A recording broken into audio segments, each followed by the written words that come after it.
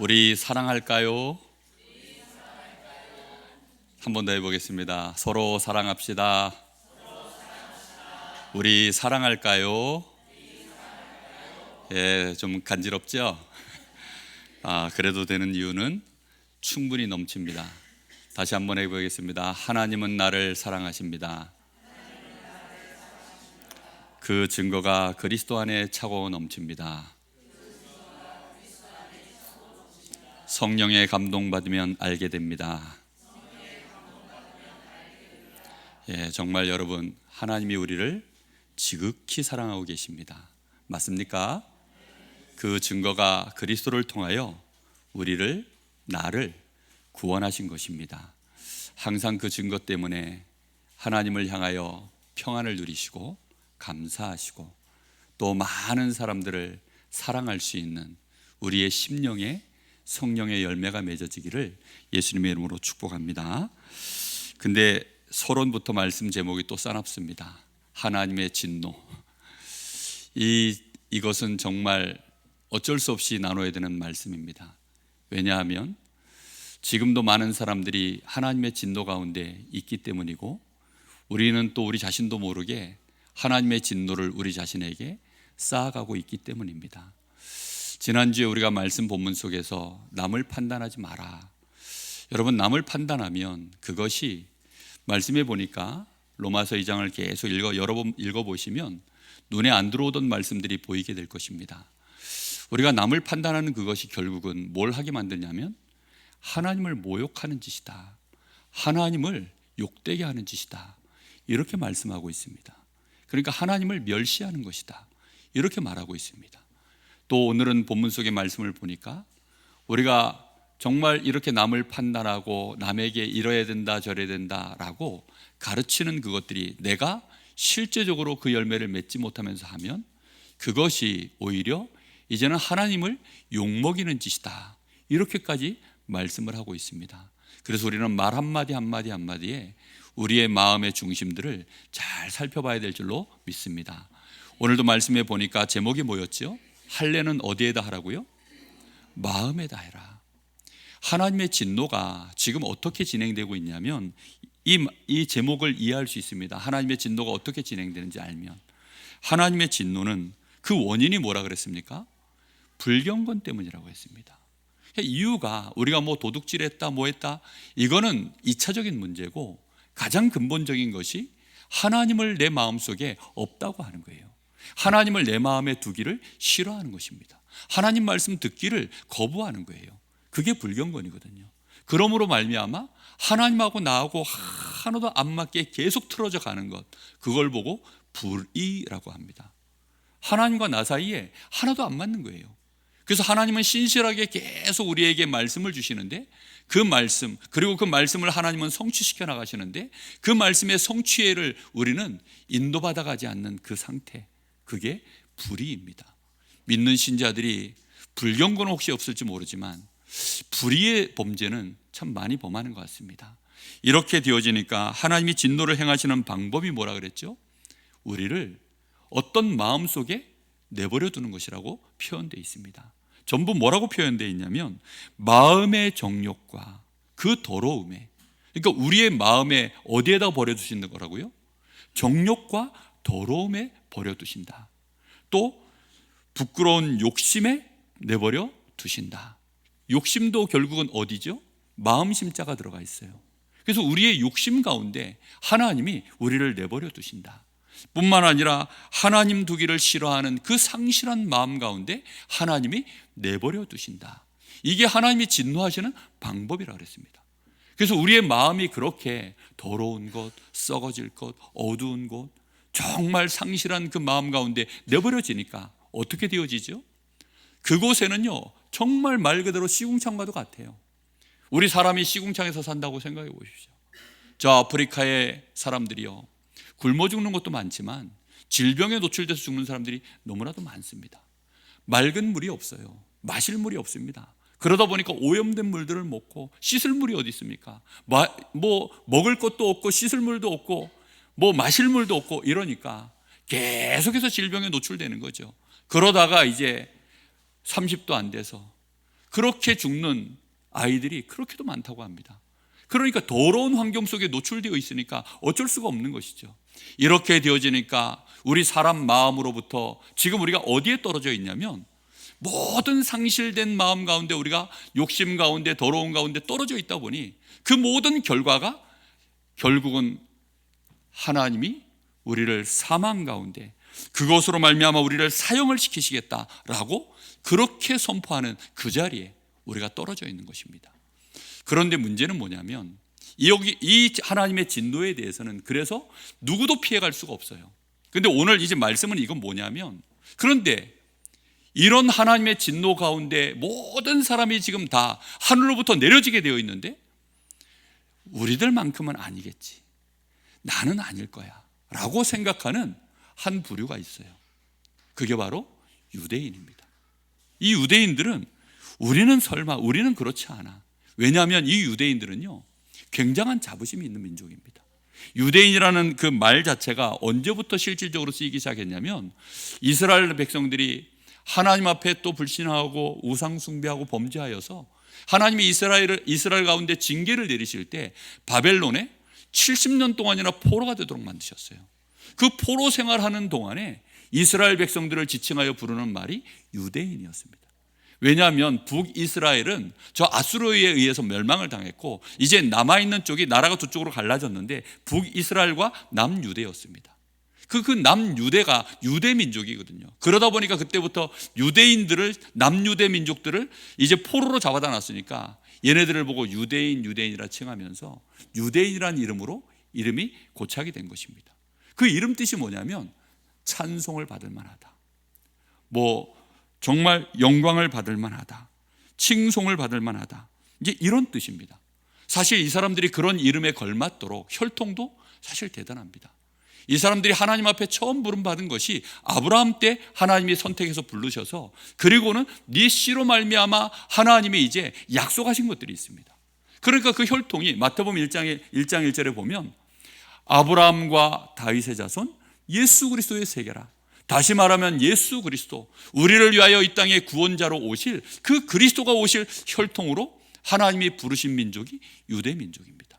뿐만 아니라 이 땅의 모든 사람들은 하나님을 몰라요. 창조주이신 하나님, 전능자이신 하나님, 심지어 이스라엘을 애굽에서 그 하나님의 능력으로 모세의 지팡이 하나를 가지고 출애굽시킨 그 하나님, 정말 그 어마어마한 애굽의 그 강력한 군대를 파하시고 홍해를 가르시고 광야길을 하나님이 만나와 메치라 하기로 불기둥 구름기둥으로 하나님이 완벽하게 40년을 200만 명이나 되어지는 그 민족들을 인도해 나가신 그 하나님, 가나안을 정복해 하신 하나님, 그러니까요 그런 어마어마한 엄청난 하나님, 그 하나님이 우리의 하나님이시다. 그게 너무너무 자랑스러운 겁니다. 그게 그들에게는요 그토록 자랑스러울 수가 없어요. 여러분 그러십니까? 정말 하나님이 나의 하나님이시오, 그 하나님이 나의 아버지가 되심에 대하여 정말 자랑스러우십니까? 너무 기습적으로 들어가가지고 미처 대답을 못하셨는데 정말 그렇습니다. 그 하나님이 나의 아버지시라는 거예요. 그 하나님이 우리만의 하나님이시라는 겁니다. 뿐만 아니라 우리를 통하여서 메시아를 보내고 그 메시아를 통해서 열방이 복을 받도록 하나님이 우리 민족을 선택하셨다. 이 자부심이 얼마나 컸는지 모릅니다. 그러다 보니까 이 자부심이 심지어는 어느 정도까지 이제 이게 커지기 시작했냐, 이제는 부풀어 오르기 시작하니까 이게 어긋나기 시작했습니다. 이 빗나간 자부심으로 말미암아 이 사람들이 이제 오늘 이 본문의 말씀이 여기에서 시작되는 겁니다. 이 유대인이라고 하는 이 단어를 정확하게 이해 못하면 지금 이 본문의 말씀을 이해할 수가 없는 거예요. 지금 유대인이라 불리는 네가 라고 말합니다. 이게 지금 자랑스럽게 부른 겁니까? 아니면 비꼬듯이 지금 부르고 있는 것입니까? 이게 지금 비꼬는 거 아닙니까? 그런 유대인이라고 불리는 네가 하나님을 그렇게 자랑하고 너희의 하나님이 그런 하나님이시라고 너희가 그렇게 정말로 너희가 그 백성이라고 그렇게 기뻐하면서 그걸 자랑하면서 너희가 율법을 가지고 있는 것 때문에, 그리고 너희를 하나님을 자랑하는 것 때문에 그렇게 너희가 유대인으로서 자긍심을 갖고 있으면서, 그 얘기입니다. 그때 당시만 해도 사실 율법의 조문을 정확하게 갖고 있는 민족들이 거의 없습니다. 지금도 많은 나라들은요, 한글이 없는 나라들이 있어요. 아니, 그 자기의 언어, 이 문자가 없는 나라들이 있습니다. 그 특히 오촌 종족 이런 곳에는요, 정말 문자도 없는 곳들이 많거든요. 그런데 그런 민족들이 많았던 그 시대에, 아니, 이 사람들은 아예 율법의 조문을 딱 갖고 있습니다. 그리고 그 조문을 따라서, 그리고 자기들의 이 규례대로 그걸 지키고 행하고, 그걸로 서로 간의 관계를 맺고 나라를 다스리고, 이렇게 하니까 얼마나 뛰어난 민족입니까? 이 사람들은 그렇게 어려서부터 교육을 받는 것입니다. 이것을 가지고 아이들을 교육하는데, 어릴 때부터 쉽게 말하면 10계명, 이거를 아이들한테 어려서부터 외우는 거예요. 저희들 어렸을 때는 학교 딱 들어가면 2, 1은 2, 2, 1은 3, 구구단 열심히 마룻바닥 초칠하면서 닦으면서 그거 외웠던 기억이 나는데, 이 아이들은요, 그냥 10계명을 어려서부터 그렇게 외우게 하는 거예요. 그러다가 이제 막 놀고 있는데 아버지가 10계명 하면요, 벌떡 일어나서 네, 첫째 계명은 하면서 쭉, 그게 이 아이들이 어려서부터 받던 교육입니다. 그러니까 유대인들은요, 그렇게 어려서부터 율법의 조문에 대하여 익숙하고, 하나님의 말씀에 대하여 익숙하고, 그 말씀을 주신 하나님에 대하여 실제적으로 그 역사 속에서 하나님이 대단하시고, 그리고 또 자신들에게도 그런 응답들을 그동안 계속 역사를 이루어오셨기 때문에 이방신과는 전혀 다른 하나님, 그런데 그 하나님이 우리의 하나님, 우리는 그 하나님께 택함 받은 선민, 이렇게 너무나도 그 마음에 자랑함이 있어요. 그래서 율법의 교훈을 받아 이 사람들이 하나님의 뜻도 알고, 그것으로 말미암아 지극히 선한 것도 분간할 줄 알고, 이렇게 하는 사람들입니다. 그러니까 사실 말하면 하나님의 말씀을 나름대로 꿰뚫고 있는 지식을 갖고 있는 사람들입니다. 대단하죠, 그죠? 그런 그들이, 그러니 당연하게 그들은 무슨 생각을 했냐면, 맹인의 길을 우리가 인도해야 된다, 어둠에 있는 자들에게 우리가 빛이다. 이제 당연하게 그 생각을 한 거예요. 자기들이 그걸 가지고 있으니까, 자기들은 그런 민족이니까, 우리는 유대인이니까. 그러니까 우리는 당연히 그거야. 쉽게 말하면 이방인을 말하는 것입니다. 하나님의 백성이 아닌 저 모든 이방 민족들을 향하여 그들을 보고 맹인이라고 표현하고, 그들을 어둠에 있는 자들이라고 표현하는 것입니다. 그래서 우리는 맹인들을 인도하는 자야. 우리가 인도해 주지 않으면 쟤네들은 다 망해. 쟤네들은 지금 어둠 속에 있는데 우리가 빛이야. 뿐만 아니라 20절에 그래서 율법에 있는 지식과 진리의 모본을 가진 자로서 어리석은 자의 교사요 어린 아이의 선생이라고, 이렇게 누가 믿고 있어요? 하나님이 너희는 그런 사람이야 라고 인정해 준 것이 아니고 자기들 스스로 그렇게 자뻑에 빠졌다, 이 말입니다. 이 사람들이 지금 그렇게 되어져 있어요. 유대인이라고 하는 그 이름이 그만큼 자부심을 갖고 가는 것입니다. 근데 그게 사실 그렇게 나쁜 거 아닙니다. 맞죠? 그 정도 자부심을 우리가 보고만 해서 하나님의 자녀로 내가 받은 이 구원이 이렇습니다, 난 너무나도 감사하고 자랑스럽습니다, 이게 나쁩니까? 너무 좋잖아요. 자뻑에 빠지는 게 낫지, 난 안 돼, 이거보다는 훨씬 나은 것 같습니다. 근데 이 사람들이 문제는 뭐냐면, 여기까지는 괜찮습니다. 그런데 이것이 실상을 들여다보니까 니놈들도 똑같은 놈이라는 것입니다. 너희들이 그렇게 자부심을 갖고 있는 건 좋은데 실상 너희들이 속을 들여다보니까 똑같더라는 것입니다. 그래서 지금 그 다음부터 21절에 반전이 시작되는 거죠. 그러면 다른 사람을 가르치는 네가 네 자신을 가르치지 아니하느냐? 니들 때문에 지금 하나님이 모독을 받는 일이 이제 발생하고 있다라고 말하고 있는 것입니다. 네 자신을 왜 안 가르치냐? 너는 지금 저 이방인들에게, 어둠 속에 있는 자들, 어린아이들에게, 어리석은 자들에게 너희가 빛이라 하고 선생이라 하고 너희가 그들에게 안내하는 안내자라고 하면서 왜 너희 자신은 안내하지 않느냐? 왜 너희 자신에게 빛을 비추지 않느냐? 왜 너희 스스로에게는 가르치지 않느냐? 이렇게 지금 말하고 있는 것입니다. 도둑질하지 말라고 하는 네가, 선포하는 네가, 선포라는 말은요 큰 소리로 떠드는 것입니다. 야, 그건 이렇게 하면 안 돼, 그건 도둑질이야, 10계명에 그렇게 되어져 있어. 야, 간음하지 마, 그거는 간음이야, 10계명에 이렇게 되어 있어 라고 그렇게 선포하는 네가 도둑질하느냐? 너 자신을 가르치지 않는 거 아니냐? 간음하지 말라고 하는 네가 간음하느냐? 우상을 가지게 여기는 네가 신전 물건을 도둑질하느냐? 율법을 자랑하는 네가 율법을 범함으로 결국은 누굴 욕되게 합니까? 전부 하나님의 말씀을 가지고 그렇게 가르치는 거예요. 그렇게 선포하는 것입니다. 그런데 실상 누구는 안 가르치고 있어요? 자기 자신은 가르치고 있지 않는 것입니다. 그게 무슨 뜻일까요? 안 가르쳤다는 말은 내가 지금 모르고 있다는 뜻입니까? 다 알고 있어요. 외우고 있습니다. 근데 그걸 어디에 두지 않은 거죠? 지식 가운데는 두었지만 그걸 하나님의 말씀을 마음에 두기를 싫어한 것입니다. 마음에 두는 것이 가르치는 거예요. 자기 자신을 가르친다는 것은 내가 아는 것을 내 마음에 두고 그걸 깨닫도록 묵상하고 그 말씀대로 내가 어떻게 하면 인도받아 갈 것인가, 거기에 대하여 하나님의 은혜를 구하고 지혜를 구하고 능력을 구하는, 그것이 우리 자신을 가르친다는 뜻입니다. 근데 이 사람들은 그런 것이 없는 거예요. 그러다 보니까 똑같이 말씀은 아는데 상실한 마음입니다. 말씀은 아는데 더러운 욕심 가운데 버려져 있는 마음입니다.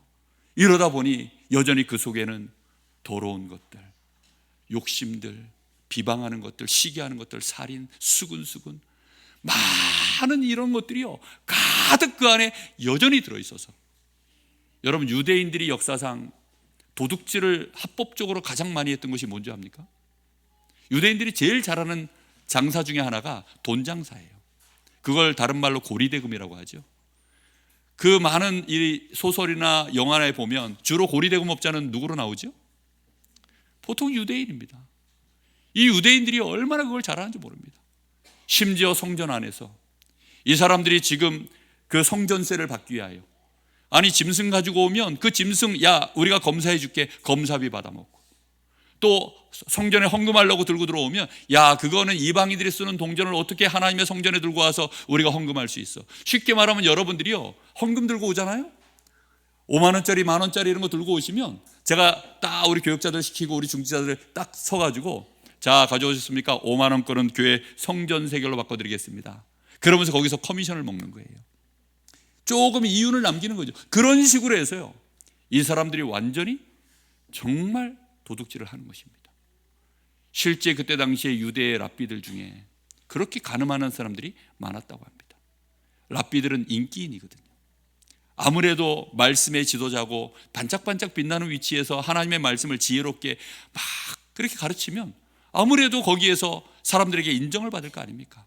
그러다 보니까 많은 지금 연예인들, 지도자들, 심지어는 목회자들도 그런 유혹에 많이 노출이 되어집니다. 이러다 보니까 가늠하는 일들이 자꾸 벌어지는 것이죠. 이렇게 되어지면서 자꾸만 이 사람들이 이런 일들을 하면서도 결국은 어느 날인가는 그게 드러나요, 안 드러나요? 드러나죠. 유대인이라고 하는 것이 말은 그렇게 하는데 고리대금을 뜯는 겁니다. 유대인이라고 하는 것이 어느 날 그렇게 선생으로서 막 가르쳤는데 나중에 그 뒷모습에 더러운 것들이 발각이 되어지는 거예요. 이렇게 해서 결국은 하나님을 욕되게 만드는 이런 일들이 벌어지고 있는 것입니다. 더 심각한 건 뭐냐? 기록된 바와 같이 하나님의 이름이 너희 때문에 누구에게 모독을 받는다고요? 이방인에게 모독을 받는다. 여러분 다른 사람은 몰라도 유대인들이 이렇게 범죄를 하면 이거는 가중죄가 적용되어집니다. 왜 그러느냐? 가중처벌이 되어질 수밖에 없는 이유는 이 사람들은 첫째, 알고도 그렇게 했기 때문에. 이게 몰랐으면 모르는데 알고도 그렇게 했어요. 그래서 바리새인이 짓는 죄와 저 이방인들이 짓는 죄는 그 처벌하는 수위가 그래서 달라지는 것입니다. 여러분 아무것도 모르는 저 불신자가 범죄하는 것과 하나님의 말씀을 잘하는 교회의 성도들, 오래 교회 다니는 성도들, 심지어 목회자가 범죄하면 사회적으로 지탄이 더 큰 이유가 그래서 그런 것입니다. 그래서 여러 가지로 우리는 이 부분을 생각해야 됩니다. 근데 문제는 그것 때문에 전부 그 욕은 누구에게 돌아가죠? 하나님께 돌아갑니다. 그래서 우리는 정말 이런 부분들을 굉장히 마음에 잘 새기고 정말 숙고하고, 이게 하나님께 영광이 갈 것인가 안 갈 것인가, 혹시 하나님의 영광을 가리는 거, 심지어는 하나님께 욕되게 만드는 짓이라면, 그래서 우리는 불신자들 앞에서도요 우리의 행실을 조금 생각해야 됩니다. 너무 입에 심하게 육두문자를 편안하게 달고 계시는 분이 있거든. 조금 줄이시기를 예수님으로 축복합니다. 부탁을 드립니다. 정말 연말인데 이제 시즌은 왔다. 너무 막 신나게 달리지 마시고 조금 이렇게 자제하시고. 술 먹지 말란 말입니까? 그러면 어떻게 하란 말입니까? 그런 말이 아닙니다. 정말 여러분들이 지혜롭게 하면 얼마든지 할 수 있습니다. 그래서 여러분, 정말 하나님께 어찌하면 내가 적어도 영광은 못 돌리더라도 내가 하나님을 욕되게는 하지 않아야 되겠다. 그렇게 지혜를 얻으시기를 예수님의 이름으로 축복합니다. 뿐만 아니라 이 사람들은 말 그대로 표리부동한 거예요. 그러니까 겉과 속이 서로 다른 것입니다. 마태복음 23장 3절 27절 여기에 보면 예수님이 직접 말씀합니다. 그러니까 이 사람들은요, 말하는 대로 행하지 않는 겁니다. 심지어 이 사람들은 회칠한 무덤이다 라고 예수님 표현해놨어요. 회칠한 무덤 많이 들어보셨죠? 다시 말하면 이 건물 속이 알고 봤더니 무덤인데 겉을 리모델링을 진코 판넬로 싹 씌운 겁니다. 우리 교회 진코 판넬로 씌운 것처럼 진코 판넬로 싹 씌운 거예요. 이렇게 해서 반짝반짝 십자가 뭡니까? 묘패에도 네온 사인 걸고 막 해가지고 멋지게 해놓은 것입니다. 이러니까 사람들이 그걸 무덤으로 못 보는 거죠. 근데 알고 봤더니 그 속에는 뭐가 들어있어요? 상실한 마음과 더러운 욕심과 이런 것들 속에 사형이 분명하다라고 하는 하나님의 그 심판하는 그것들이 가득 그 안에 들어있는 것입니다. 이렇게 되어지니까 당연히 겉모습은 지금 뭐예요? 하나님 자랑하는 유대인입니다. 아니, 차라리 저 불교 신자면 괜찮아요. 차라리 저 예수 전혀 안 믿는, 교회 전혀 안 다니는 불신자면 괜찮습니다.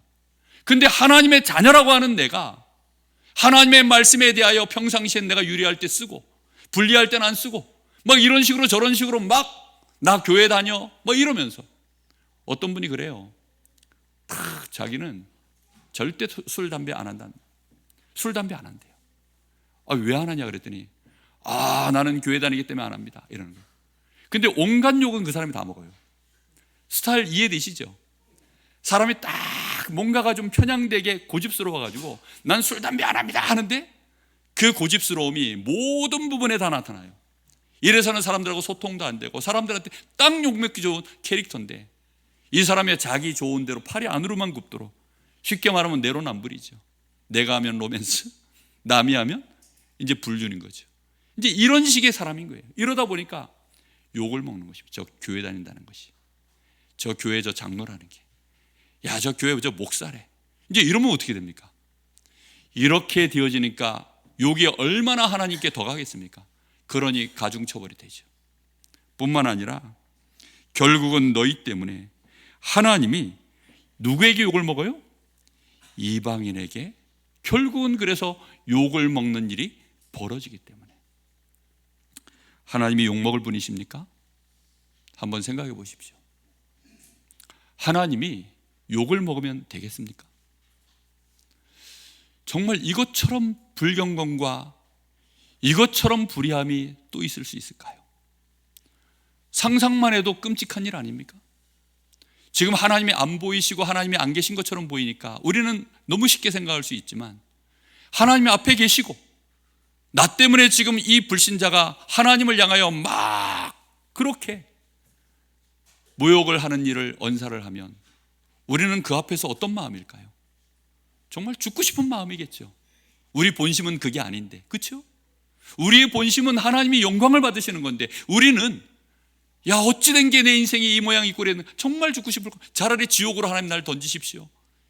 이게 우리의 양심일 것입니다. 지금 바울 사도가 말씀을 통하여 하나님의 감동 속에 그렇게 말씀하시는 겁니다. 마태복음 7장 21절에 그래서 예수님이 이렇게 말씀하십니다. 나더러 주여 주여 하는 자마다 다 천국에 들어가는 것이 아니다. 다만 하늘에 계신 내 아버지의 뜻대로 행하는 자라야 들어가니라 라고 말씀합니다. 여러분, 우리의 입술을 통하여 주여 주여 하는 것이 중요한 게 아닙니다.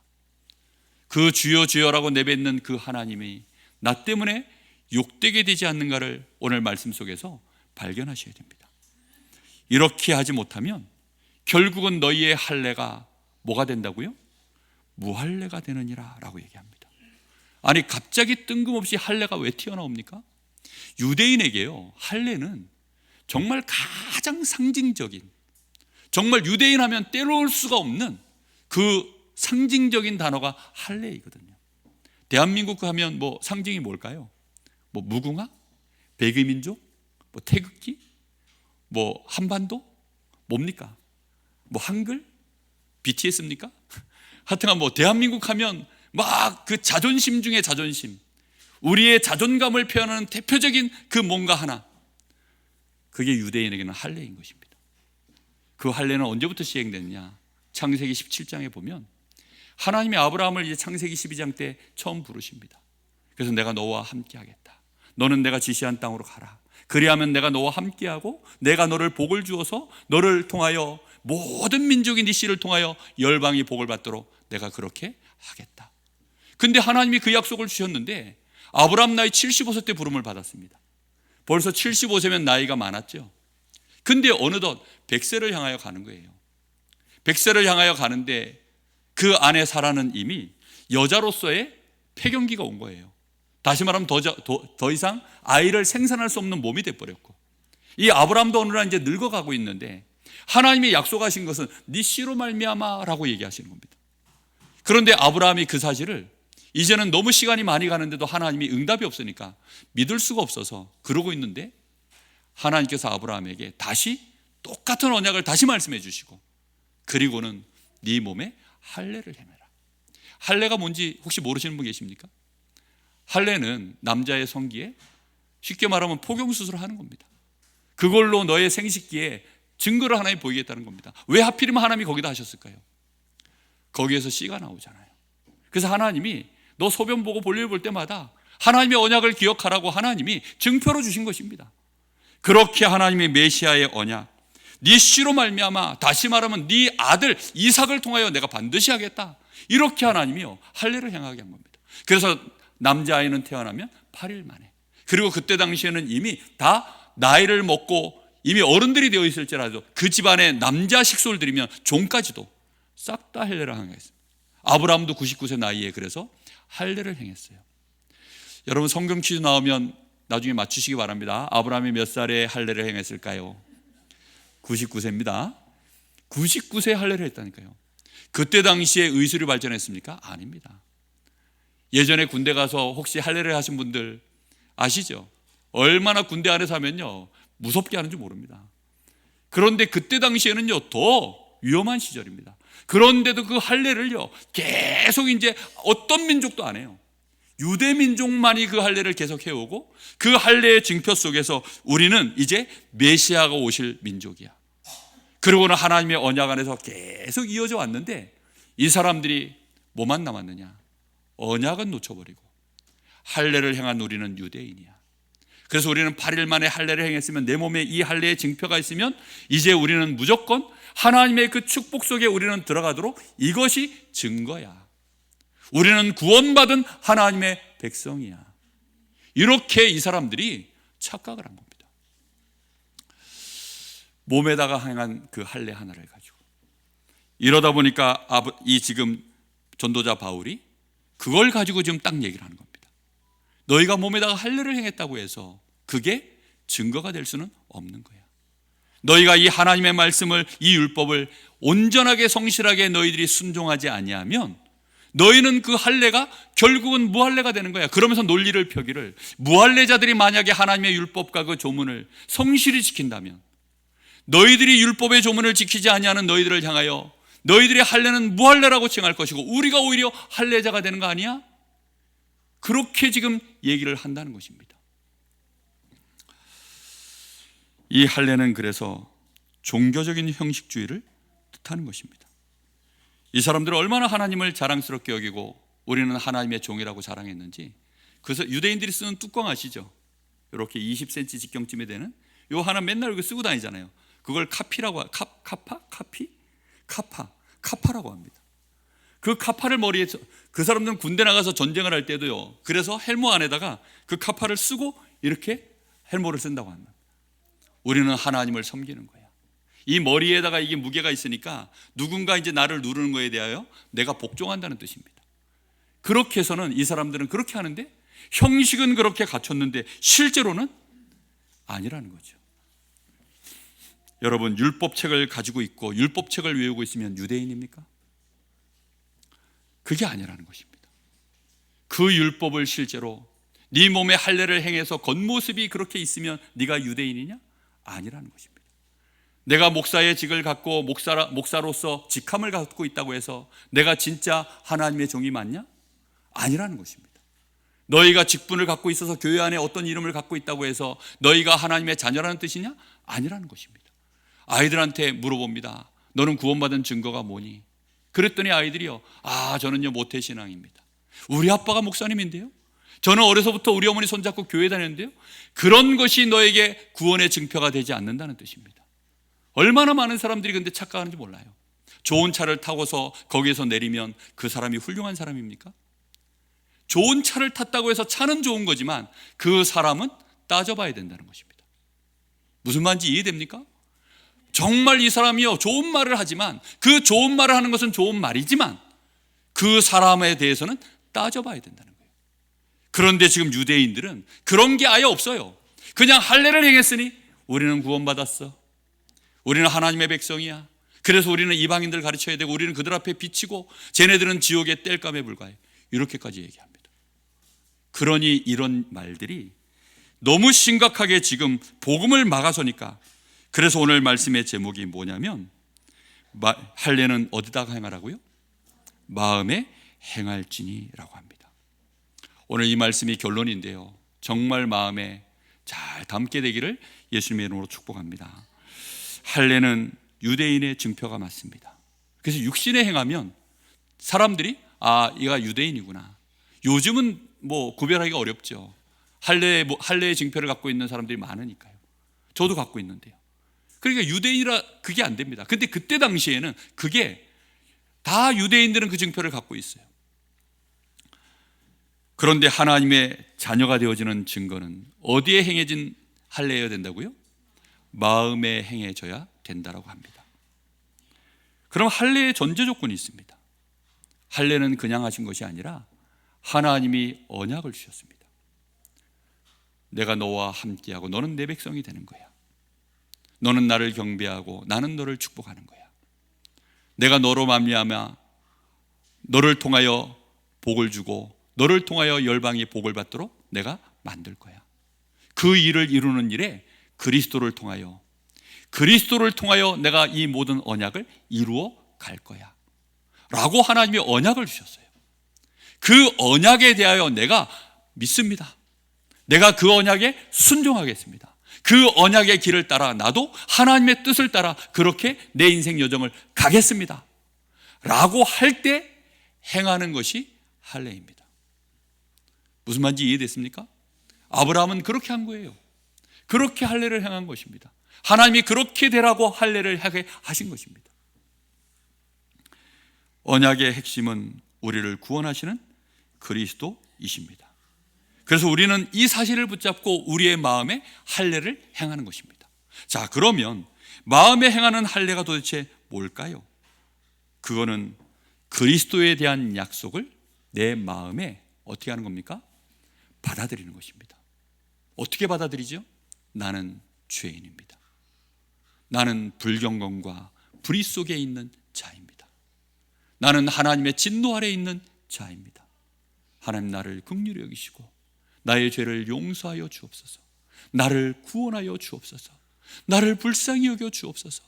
나를 위하여 하나님이 약속하신 그리스도, 나 그 은혜가 꼭 필요합니다. 난 그리스도를 통하여 하나님의 자녀 되기를 원합니다. 내 이 모든 죄악에서, 저주에서, 재앙에서 벗어나는 그 길이 오직 그리스도이심을 나는 믿습니다. 그 그리스도를 주신 하나님을 나는 믿습니다. 그 말씀을 내 마음에 받습니다 라고 하는 것이 그게 마음에 행해지는 할례입니다. 바로 그 그리스도가 누구십니까? 예수이신 줄로 믿습니다. 정말로 예수가 그리스도이심을 믿을 때 우리의 마음에 할례가 행해지는 것입니다. 이 예수 그리스도를 영접하는 것, 하나님은 그래서 사람을 외모로 보지 않는다. 로마서 2장 11절에도 보니까 그렇게 되어 있습니다. 하나님은 사람을 외모로 보지 아니하시고 그 마음을 보신다라고 얘기합니다. 그럼 우리 마음에 어디를 하나님이 보실까요? 하나님이 우리의 마음을 보시는데 어디를 보실까요? 우리 마음에 온 사방이 지금 난장판인데요, 온 사방이 어두움인데요, 하나님이 우리의 마음을 들여다보시면 당장 눈을 돌리실 텐데요. 우리의 외모를 본다는 것은 우리가 가지고 있는 율법, 우리가 자랑하는 그 율법에 대한 자랑들, 우리가 입술로 막 하나님에 대하여 막 칭송하고 찬양하고 사람들 앞에 막 이건 이렇고 저건 저렇고 선포하는 그런 것, 그거 보지 않는다는 겁니다. 우리의 마음에 어디 한 군데를 보는데 할례가 행해져 있는 그곳, 거기를 보시는 것입니다. 영접하는 자, 곧 그 이름을 믿는 자들에게 하나님의 자녀가 되는 권세를 주셨으니.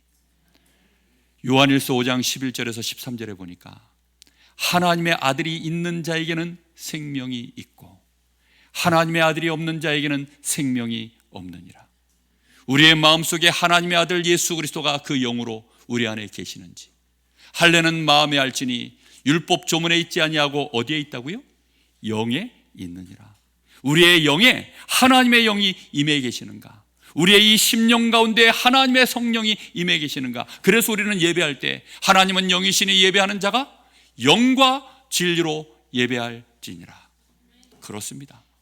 우리의 심령에 하나님의 영, 그 영이 임하시는 예수 그리스도가 영접되어져 있는가? 하나님의 영, 예수 그리스도의 영, 하나님의 성령이 우리의 심령 속에 임해 계시는가? 내가 그 언약을 붙잡고 예수 그리스도를 나의 구주로 진실로 이 하나님의 진노를 면하고 내가 하나님의 자녀가 되어지는 이 축복 속으로 들어가기 위하여 나는 하나님, 이 복음이 필요합니다. 그래서 이 복음을 간절함으로 생명으로 붙잡은 그것, 그게 하나님이 보시는 마음입니다. 여러분 속에는 그 마음이 있으십니까? 우리는 주로 외적인 걸 많이 치장하죠. 우리는 사람 속마음을 모르고 못 보고 그렇기 때문에, 심지어 내 마음도 잘 몰라요. 내 속에 얼마나 더러운지 말씀이 조명하여 비춰주지 않으면 우리는 모릅니다. 내가 얼마만큼 하나님을 지금 멸시했으며 하나님의 이름을 욕되게 만들었는지 우리는 말씀 듣지 않았다면 몰랐을 것입니다. 저는 너무나 부끄럽더라고요. 내가 목사기 때문에 하나님이 더 욕을 먹을 수밖에 없는 내가 그런 자리에 있구나.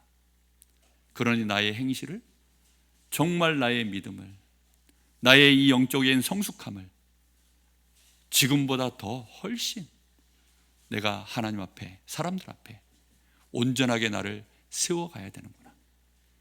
이게요, 제 마음속에 얼마나 큰 책임으로 다가오는지, 받은 은혜가 크기 때문에 그 책임도 큰 줄로 믿습니다. 여러분, 정말 우리는 하나님의 은혜를 더 많이 그래서 누려야 됩니다. 오늘 여러분의 심령 속에 이 선명한 복음의 말씀이 들어갔다면 그때부터는 순종되어지는 은혜가 나타날 줄로 믿습니다. 마지막으로 빌립보서 2장을 잠깐 한번 보시겠습니다. 빌립보서 2장으로 빨리 한번 가겠습니다. 하나님이 우리의 마음속에 보고 싶어 하시는 것이 하나 있습니다. 하나님이 우리 마음에 뭘 보고 싶어 하시느냐? 자, 제가 빨리 읽겠습니다. 2장입니다. 빌립보서 2장 319쪽에 되어 있습니다. 스크린에 떠 있으니까 보시면 될 것 같아요. 그러므로 그리스도 안에서 무슨 권면이나 사랑의 무슨 위로나 성령의 무슨 교제나 긍휼이나 자비가 있거든 마음을 같이하여 같은 사랑을 가지고 뜻을 합하여 한 마음을 품어 아무 일에든지, 우리가 좋은 뜻으로 모든 일들을, 지금 앞에 얘기들은 전부 좋은 뜻으로 하는 일들이거든요. 근데 이 일들을 하는 데 있어서 같은 사랑을 가지고 뜻을 합하여 한 마음을 품어 아무 일에든지 다툼이나 허용으로 하지 말고 오직 겸손한 마음으로 각각 자기보다 남을 낮게 여기고 각각 자기 일을 돌볼 뿐더러 또한 각각 다른 사람의 일을 돌보아 나의 기쁨을 충만하게 하라. 자기 일도 돌보고 다른 사람들의 일도 돌보아 나의 기쁨을 충만하게 하라 하면서 뭐라고 말씀하시느냐? 너희 안에 뭘 품으라고요? 이 마음을 품으라. 곧 그리스도 예수의 마음이니. 이 마음이 우리 안에 품어져 있어야 됩니다. 그는 근본 하나님의 본체시나 그리스도 예수의 마음이 뭐냐? 그는 근본 하나님의 본체시나 하나님과 동등됨을 취할 것으로 여기지 아니하시고, 쉽게 말하면 그분 자체가 하나님이신데 하나님 자리에서 내가 영광만 받고 계시는 것이 아니라 그 영광의 보좌를 내려놓으시고 오히려 자기를 비워 종의 형체를 가지사, 다시 말하면 이 죄만은 사람의 모습으로 이 땅에 직접 오셔서 사람과 같이 되셨고 사람의 모양으로 나타나사 자기를 낮추시고 죽기까지 복종하셨으니 곧 십자가에 죽으심이라. 이것이 우리 주님의 마음입니다. 이 마음을 여러분 뜻을 가지고 품게 되기를 예수님의 이름으로 축복합니다. 내 마음에 이 마음이 있기를 하나님이 원하셔요. 우리 교회의 성도들이 이 마음 갖고 있다면 하나님은 마음껏 우리 교회를 어떻게 하시느냐? 그 뒷절에 보니까 9절에 이름으로 하나님이 그를 지극히 높여 모든 이름 위에 뛰어난 이름을 주사라고 되어 있습니다. 하나님이 우리를 지극히 높이시는 비밀이 뭡니까? 그리스도 예수의 마음을 품을 때 하나님이 우리를 지극히 높이시는 줄로 믿습니다. 하늘에 있는 자들과 땅에 있는 자들과 땅 아래에 있는 자들로 모든 무릎을 예수 이름에 꿇게 하신 것처럼, 그 마음을 품고 있는 다윗 앞에, 그 마음을 품고 있는 요셉 앞에, 그 마음을 품고 있는 믿음의 선진들 앞에 모든 사람들이 하나님이 그렇게 무릎 꿇게 만들었던 것처럼 우리에게도 그런 증거를 보이시겠다라고 말씀합니다. 이 마음을 품는 것이 결코 그래서 간단한 얘기는 아닙니다. 왜요? 영광을 포기해야 돼요. 우리는 다 영광 받길 원하는데 영광을 포기해야 됩니다. 그리고 욕된 자리로 들어가야 됩니다. 쉽습니까? 근데 이렇게 하면 어찌 된다고요? 하나님이 지극히 높이신다라고 되어 있습니다. 마음에 행해지는 할례, 할례 안 할례. 정말 여러분 이 할례 여러분 꼭 할례 하시기를 예수님의 이름으로 축복합니다. 뒤에 더 말씀들이 있는데 여기까지만 해도 충분할 것 같아서 여러분 정말 우리의 마음속에 그리스도 예수의 마음을 품어서 하나님이 보실 수 있는 우리의 중심, 우리를 높이실 만한 우리의 중심 되어지기를 예수님의 이름으로 축복합니다. 우리 같이 합심해서 한번 기도하겠습니다. 하나님, 우리 마음의 할례, 마음에 행해지는 할례, 오직 예수 그리스도를, 그 예수 그리스도의 마음을 품을 수 있게 하여 주옵소서. 우리 같이 합심하여 기도합니다. 살아계신 하나님 감사합니다.